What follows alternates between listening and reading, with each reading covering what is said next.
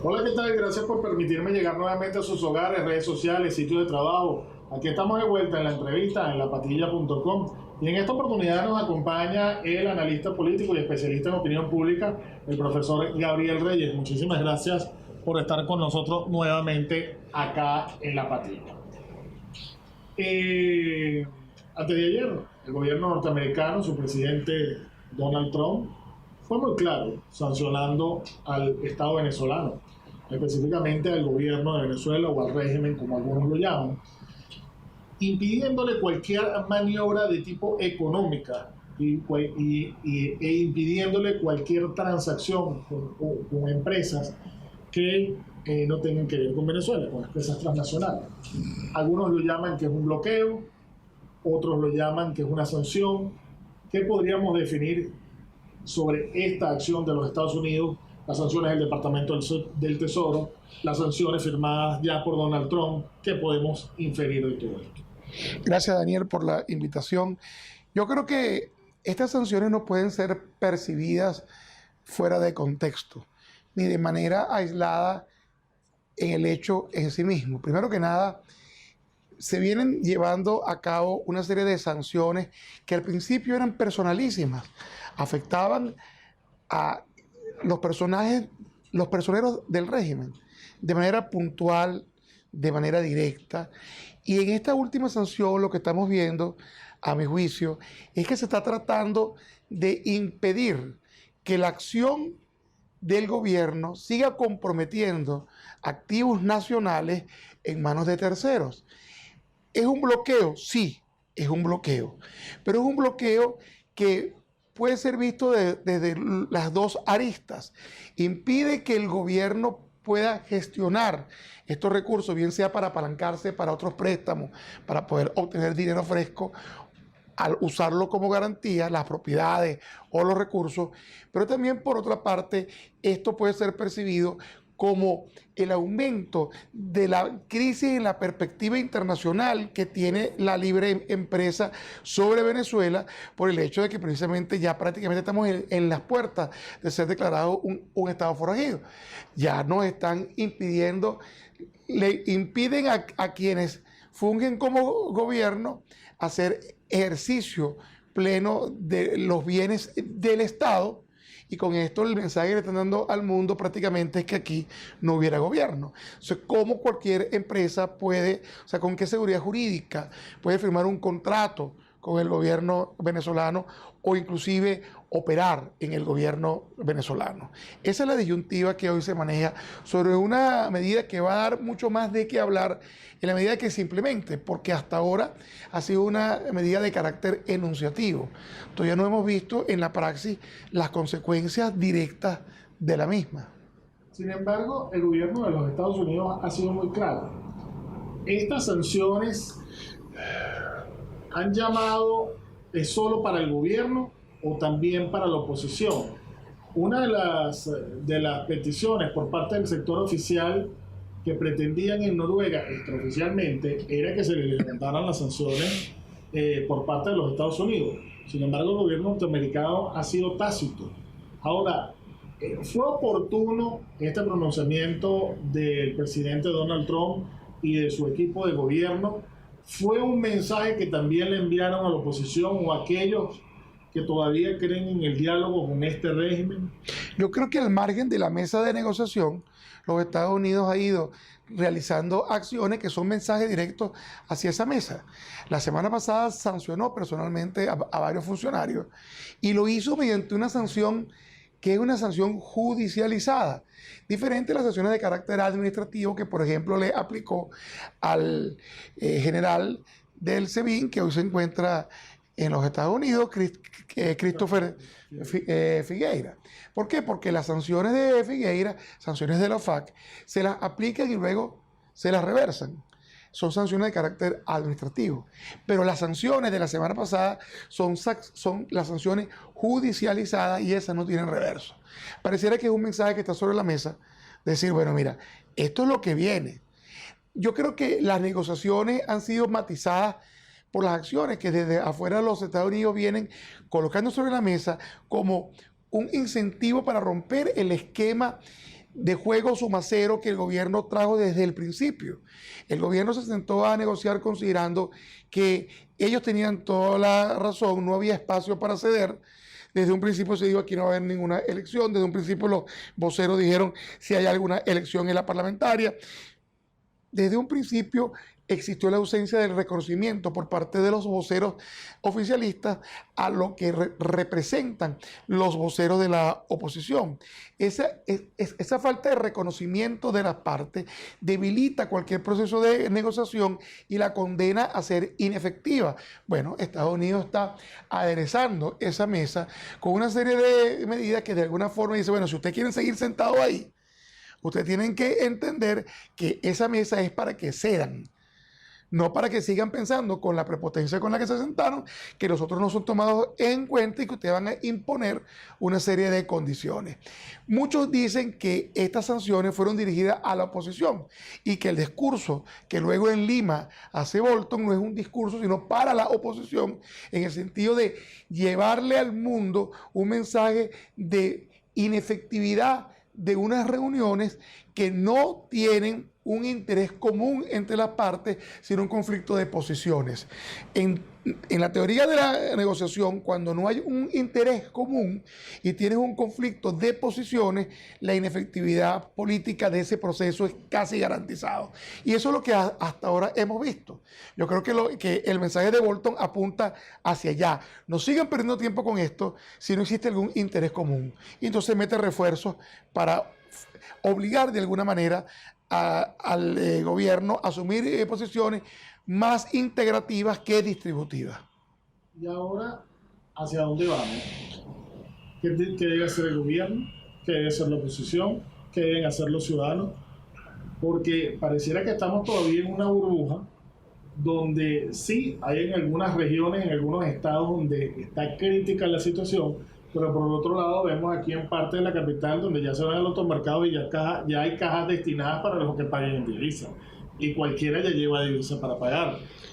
Lo que pasa es que Venezuela vive una gran ilusión, una burbuja entre las remesas externas que según cálculos ya llegan a 3.500 millones de dólares al mes, y las remesas internas, que son la llamada la yo con yo, la gente que quema sus propios dólares para poder hacer su vida. Ya hay 5.000 millones de dólares. Es el segundo ingreso en divisa mayor después del petróleo. Eso crea una burbuja. Pero más allá de esa burbuja, la realidad real es que los anaqueles tienen más mercancía hoy que hasta hace mucho tiempo. Pero no es porque haya una sobreproducción, sino porque el consumo se ha contraído a niveles históricos. Y la contracción del consumo se debe a una economía que está plenamente dolarizada en lo que son sus gastos, pero totalmente bolivarizada en sus ingresos. El bolívar no existe cuando el salario de una persona son $3 o menos de $3 al mes. Es una invitación precisamente a la hambruna, porque no hay otro camino. El otro camino o la otra vía pudiera ser esa remesa, pero ¿cuántos venezolanos tienen acceso a esa remesa o cuántos no lo tienen? Entonces aquí el problema no es político, es una endemia social, porque lo que se está generando es una miseria colectiva que por supuesto tiene consecuencias desde el punto de vista de la salubridad pública.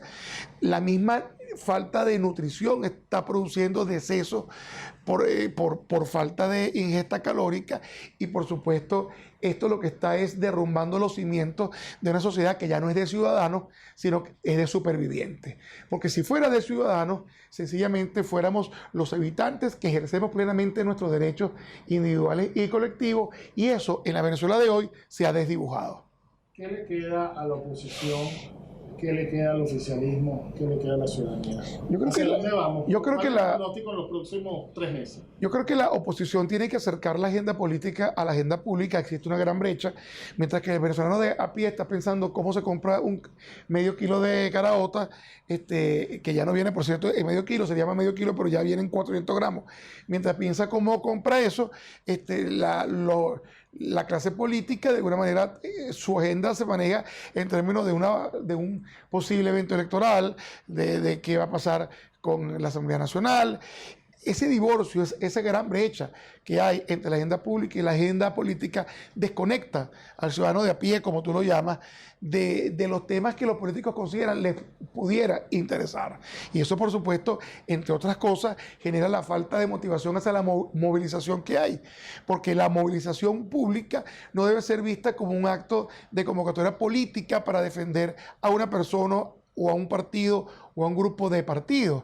La movilización popular tiene que ser vista como la necesidad de visibilizar la crisis que existe en los hogares para que desde una perspectiva interna y externa se palpe que la crisis es real y existe.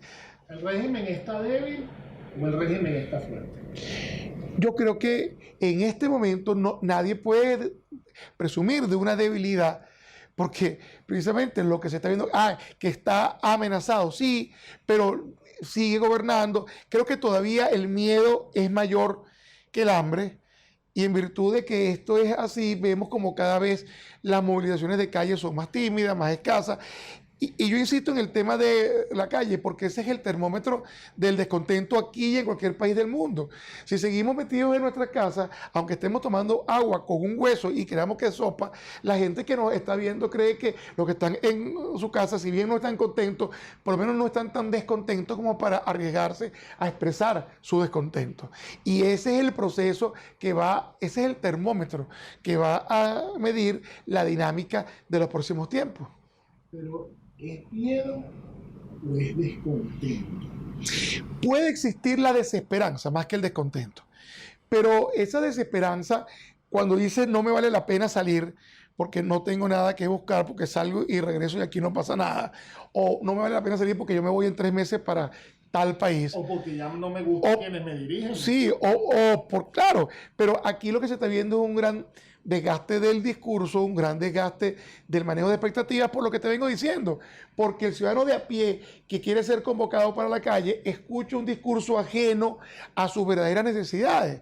La falta de materialización de las promesas del gobierno a la crisis de discurso en la oposición, que si el caso vamos pareciera que Juan Guaidó es el único que tiene un discurso coherente a nivel nacional, reivindica un elemento de la cultura política nuestra que no es positivo, que es el mesianismo.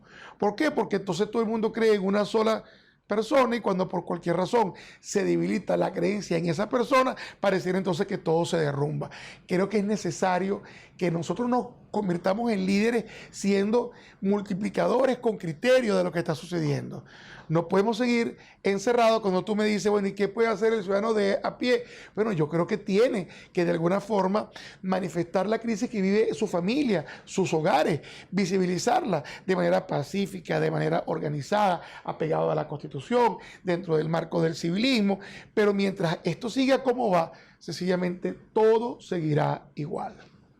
Si no se producen cambios, ¿qué le queda a Venezuela? Bueno, Venezuela es un país que está viendo desde la perspectiva económica la mayor caída del Producto Interno Bruto en cualquier país del mundo en la historia, sobre todo con la peculiaridad de que los otros países que están en ese ranking todos pasaron por guerras devastadoras. Nosotros, que nuestra guerra es tal vez silente, no hay balas, aunque sí puede haberla en el orden de la seguridad ciudadana, pero Venezuela es un país que no ha vivido un proceso bélico y tiene una contracción del PIB mayor del 60%. Nuestra moneda es una caricatura en términos de su poder adquisitivo, en términos de su reconocimiento en cualquier mercado del mundo. De manera que somos un país que está condenado a ser auxiliado de manera inmediata, porque mientras los aspectos económicos continúen bajo este esquema perverso, sencillamente el ciudadano que deja de ser ciudadano está condenado o a irse o a morir de mengua, mientras que existe una plutocracia gobernante que está de alguna forma condicionando, sometiendo, ya no clienteliza al ciudadano, sino que somete al superviviente a través de un instrumento de control social llamado Caja CLAP. Para finalizar, para Gabriel Reyes, ¿comeremos hallacas con Maduro o hallacas sin Maduro? Yo no perfilo un cambio a corto plazo porque las dinámicas políticas no obedecen a hechos compulsivos. Yo sé que mucha gente espera que amanezca y ya todo sea diferente, pero un proceso de esta naturaleza con 20 años andando no es un proceso que se va a desmontar de un día para otro. Y yo creo que el comienzo de ese desmontaje ni siquiera ha comenzado en términos de la efectividad política. Yo veo que hay un gran esfuerzo, que no puedo dejar de reconocerlo, pero es un gran esfuerzo que todavía no está logrando los objetivos que se han planteado, porque como tú bien dices, hay desesperanza, porque existe una distorsión de la tragedia a través de lo que son las remesas y porque definitivamente existe una zona de confort en medio de un gran desconfort, pero que es lo que hace que la gente permanezca donde está, en una rueda que parece que nunca termina de girar, donde cada vez somos más pobres, más miserables y más condenados a ser ciudadanos del cuarto mundo. ¿Las sanciones le van a pegar en el bolsillo a los venezolanos? Yo creo que sí, yo creo que sí, en la medida que el estrangulamiento de la capacidad de hacer negocios con el exterior aumente y que no sea solamente del gobierno, sino de cualquier capital que de alguna forma esté vinculado con,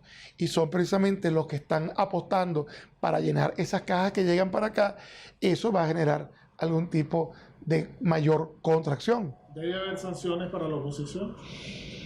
Yo creo que las sanciones para la oposición, es que fíjate, me estás un tema muy contradictorio, que si me permites un segundo, Venezuela está llena de opositores, pero todavía creo que la oposición como concepto singular, como tú lo has planteado, yo no lo veo claro. Yo creo que Venezuela tiene varias oposiciones todavía. ¿Dirigentes políticos de la oposición?